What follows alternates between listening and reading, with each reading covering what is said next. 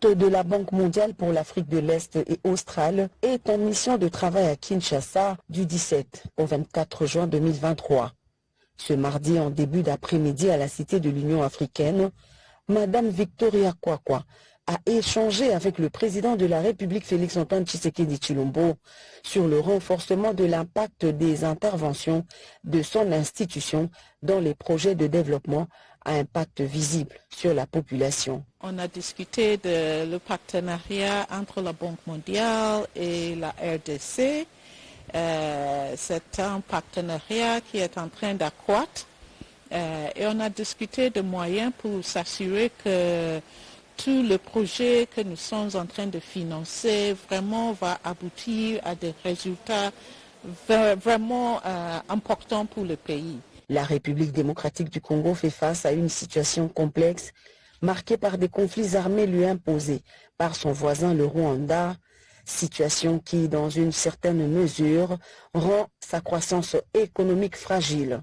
Ainsi, pour appuyer les efforts de stabilisation et de développement de la RDC, le Conseil des administrateurs du groupe de la Banque mondiale avait approuvé l'année dernière un nouveau cadre de partenariat pays pour la période 2022-2026. Cet instrument soutient les priorités stratégiques de son gouvernement et les réformes importantes en matière de gouvernance. Et bien après cela, le chef de l'État s'est entretenu avec l'administrateur du parc des Virunga et du président du parc de la Garamba. Avec François-Xavier de Donéa, il était question de la situation dont ce parc fait face, notamment celle liée aux attaques récurrentes des terroristes du M23, occasionnant parfois la mort de gardes et autres éléments commis à la sécurisation de ces espaces. Mais aujourd'hui, les groupes armés Maï-Maï essentiellement mènent une guerre non pas contre le M23, mais contre les gardes du parc. Et donc nous devons prendre toutes sortes de mesures visant à sécuriser notre personnel et à prendre aussi des mesures visant à sécuriser les populations riveraines. Et donc nous faisons ça en bonne entente avec les FARDC et nous sommes donc venus expliquer au président les initiatives que nous prenons, présenter au président le programme de centrale électrique que nous construisons de façon à contribuer à l'éradication de la pauvreté dans la région. En réponse à toutes ces préoccupations, le chef de l'État a promis de s'y pencher et de prendre des mesures.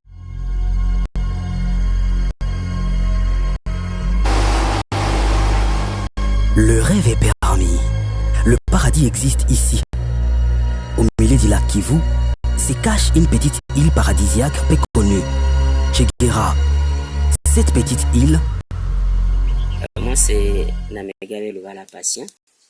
Je suis le manager de l'île de Tchegera. L'île Tchegera, comme vous le voyez, où nous sommes maintenant, c'est une petite île dans le lac Kivu, mais une île qui appartient au parc national de Virunga. Qui donc, maintenant, mettez en tête que vous êtes dans le parc national de Virunga. Vous êtes déjà tenté de la visiter? Bonne nouvelle, nous allons vous faire découvrir cette île que nous avons récemment eu la chance de visiter. L'île de Tchegera est gérée par le parc national de Virunga. est l'un des merveilleux endroits à visiter en République démocratique du Congo, près de la ville de Goma. Les touristes qui la visitent passent des moments uniques. Bonjour mesdames, bonjour messieurs, merci pour votre fidélité renouvelée à Kivu Morning Post TV. Dans cette nouvelle production, nous allons vous faire découvrir l'île de Tchegera. Tchegera Island, c'est une île qui se situe à l'ouest de la ville de Goma, capitale touristique de la République démocratique du Congo. Messieurs, mesdames, voyageons ensemble dans ce monde de découvertes.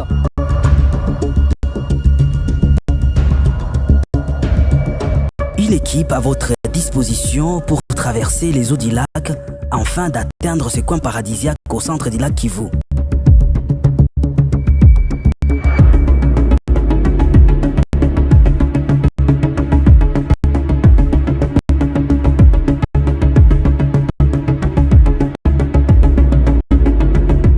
L'île de Tchegera Island est située sur le magnifique eau turquoise du lac Kivu. L'île de Tchegera est notable par sa forme en croissant constitue en fait la charnière du cratère supérieur du volcan long éteint. Par temps clair, l'île offre une vue spectaculaire sur le volcan de Nyiragongo et Nyamulagira, dont le lac de lave luise sur un ciel tapissé d'étoiles. Les deux les plus hauts volcans de Nyiragongo, Mikeno et Karisimbi, peuvent également être vus depuis Tchegera, ainsi que le paysage panoramique du lac Kivu et de ses environs.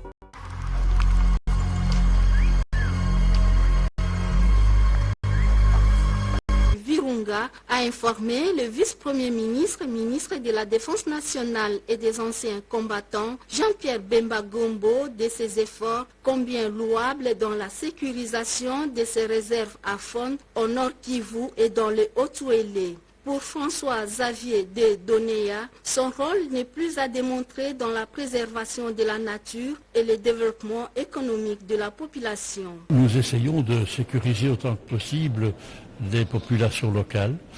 Nous sommes victimes d'attaques des Maïmaï essentiellement pour le moment.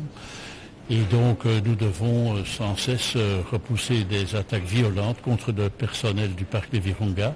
Nous avons déjà perdu 15 gardes cette année. La situation au nord-ouélé dans le parc de la Garamba est pacifiée, donc là nous n'avons pas de problème de milices locales, mais au parc des Virunga, la présence des milices locales, indépendamment de la présence du M23 qui est aussi extrêmement gênante, nous pose beaucoup de problèmes. L'administrateur du parc de la Garamba et du Virunga a trouvé une oreille attentive auprès du patron de la Défense nationale qui ne ménage aucun effort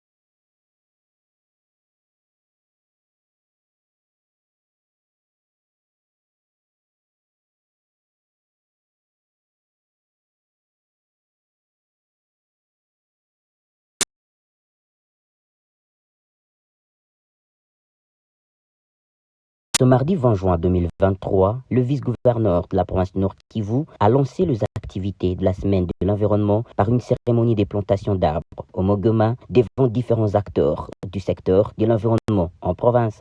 Pour les vice-gouverneurs de la province Nord Kivu, les commissaires divisionnaires Romuald et Kuka, cette activité revêt d'une importance d'autant plus que le Mogoma représente la beauté et beaucoup plus encore.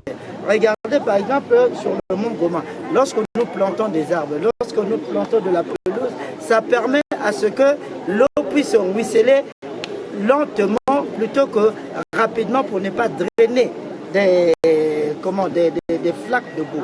Ce qui fait qu'au fur et à mesure que nous reforestons, au fur et à mesure qu'il y a des forêts, au fur et à mesure qu'il y a la verdure, ça donne d'abord la beauté à une ville et ça permet à ce que la forêt de béton puisse aller de pair avec la forêt de feuillage. Ces projets de reboisement est mis en œuvre par le Parc national du Virunga dans le cadre du programme Climat Virunga avec le financement de la région des Flandres en Belgique et l'appui technique de Jardin botanique des Mèzes. Bienvenue Bwende, porte-parole du Parc national du Virunga, revient sur le programme et les réalisations enregistrées.